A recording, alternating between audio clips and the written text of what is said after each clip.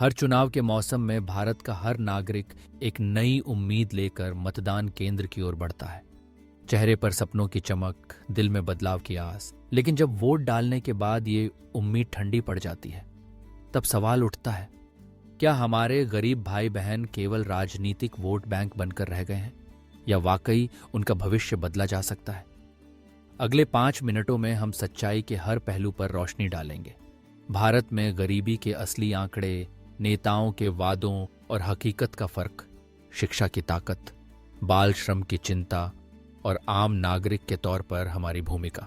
यह कहानी सिर्फ आंकड़ों की नहीं, बल्कि आपके और मेरे एक्शन की है। अक्सर लगता है कि गरीबी हटाना सिर्फ सरकार का काम है, लेकिन सच ये है कि बदलाव हमारे हाथ में भी है। आज इस वीडियो में आपको मिलेंगे ताज़ा आंकड़े, सच्ची कहानियां, सुलझे हुए समाधान और एक ऐसा प्लान जिसे आप अपने मोहल्ले, गांव या शहर में आज से ही लागू कर सकते हैं। आइए शुरुआत करें उन आंकड़ों से जो गरीबी की तस्वीर को साफ करते हैं। वर्ल्ड बैंक के अनुसार भारत में 2011 से 12 में अत्यधिक गरीबी दर 16.2% थी, जो 2022 से 23 में घटकर 2.3% पर आ चुकी है। अगर बात करें $3 प्रतिदिन की आय पर, तो 27.1% से यह संख्या 5.3% तक आ गई है। सुनने में ये आंकड़े उत्साहजनक लगते हैं, लेकिन हालिया अध्ययन बताते हैं कि अब भी करीब 26.4% लोग गरीबी रेखा के नीचे जीवन गुजार रहे हैं। यानी आंकड़ों के पीछे छुपी सच्चाई कुछ और है। गरीबी कम जरूर हुई है, मगर उसका खात्मा अभी बाकी है। विश्व मानचित्र पर नजर डालें तो पाएंगे कि दुनिया में सबसे ज्यादा गरीब लोग, लगभग 23 करोड़, भारत में हैं। ये हमारे लिए चिंता का विषय है। और दूसरी ओर भारत आय असमानता में चौथे स्थान पर है। इसका सीधा अर्थ है कि कुछ लोग लगातार आगे बढ़ रहे हैं, उनकी संपत्ति और सुविधाएं बढ़ रही हैं, लेकिन करोड़ों लोग अब भी पीछे छूटे हुए हैं। ये आर्थिक असमानता समाज में तनाव, अवसरों की कमी और विकास में बाधा पैदा करती है। चुनाव आते हैं तो नेताओं की रैलियों में सपनों की बारिश होती है। हर जगह वादे, बिजली, सड़क, पानी, स्कूल और स्वास्थ्य। लेकिन चुनाव बीतते ही वही सड़कें टूटी रहती हैं, वही स्कूल जर्जर, वही पानी गंदा। गरीब समुदायों की हालत वैसी की वैसी रह जाती है। क्या ये लोग सिर्फ वोट बैंक बनकर रह गए हैं? क्या उनकी समस्याएं सिर्फ चुनावी मुद्दा हैं, या सचमुच कोई समाधान है? अगर कोई जादुई चाबी है जो गरीबी का ताला खोल सकती है, तो वह है शिक्षा। जब एक गरीब बच्चा पढ़ना शुरू करता है तो उसके सामने नए रास्ते खुलते हैं। लेकिन आज भी लाखों बच्चों को अच्छी शिक्षा नहीं मिल पा रही है।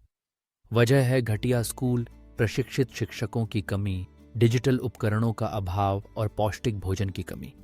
यह सवाल उठता है, क्या अगली पीढ़ी गरीबी के चक्र से निकल सकेगी, या वे भी अपने माता पिता जैसी ही जिंदगी जिएंगे? बाल श्रम भारत का एक गहरा घाव है। गरीब परिवारों के बच्चे स्कूल की जगह चाय की दुकानों, कारखानों, खेतों में काम करते हैं। उनका बचपन किताबों की जगह औजारों से भर जाता है। वे सिर्फ पेट भरने के लिए अपना बचपन कुर्बान करते हैं।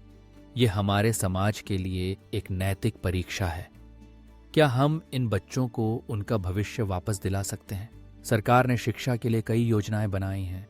Right to education, mid day meal, scholarships और कौशल विकास कार्यक्रम। इन योजनाओं ने बच्चों को स्कूल तक लाने, भोजन और किताबें देने में मदद की है। लेकिन असल चुनौती है इनके सही कार्यान्वयन और हर जरूरतमंद तक पहुंच। कई बार योजनाएं कागज पर रह जाती हैं, जमीनी स्तर पर बदलाव कम दिखता है। जब गरीब युवा पढ़ लिख कर आगे बढ़ते हैं तो देश की जीडीपी बढ़ती है, नवाचार होता है और सामाजिक समरसता मजबूत होती है। एक शिक्षित नागरिक सिर्फ अपना परिवार ही नहीं, बल्कि पूरी अर्थव्यवस्था को गति देता है। गांव के युवा जब तकनीकी नौकरियों में या खेती में नवाचार लाते हैं तो देश को नई दिशा मिलती है। अगर सरकारी प्रयासों से बदलाव धीमा है तो हमें खुद पहल करनी होगी। आप अपने मोहल्ले में मुफ्त ट्यूशन क्लास चला सकते हैं, पुरानी किताबें दान कर सकते हैं, किसी गरीब बच्चे के लिए मेंटर बन सकते हैं। कई एनजीओ मोबाइल लाइब्रेरी चलाते हैं, सड़क के किनारे पढ़ाते हैं। ऐसे छोटे कदम समाज में बड़ा बदलाव ला सकते हैं। अब सवाल है, आप क्या कर सकते हैं? आप स्वयं सेवक बन सकते हैं, किसी बच्चे की पढ़ाई का खर्च उठा सकते हैं, अपने इलाके के एनजीओ को सपोर्ट कर सकते हैं। हर छोटा योगदान एक नए भारत की नींव रखता है।